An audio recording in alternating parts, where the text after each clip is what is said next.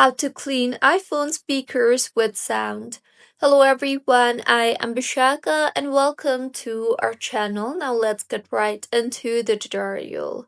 The first step is you can try to increase the volume, so set your iPhone volume to maximum and make sure to turn off the silent mode and make sure haptics is on. Now, place the iPhone screen facing downwards and this will help in cleaning the speaker sounds.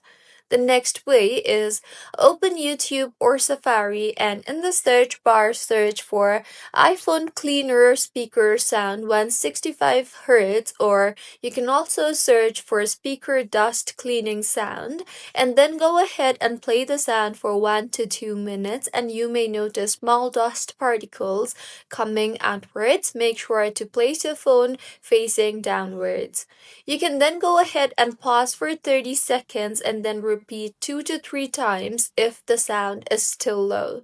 So, this was about how you can clean iPhone speakers with sound, and if you want to clean your speakers manually, then you can use a soft brush or a dry toothbrush. Make sure to gently clean the speaker grills and hold the phone to face downwards, and make sure not to use water, alcohol needles, or any sharp objects or metal objects.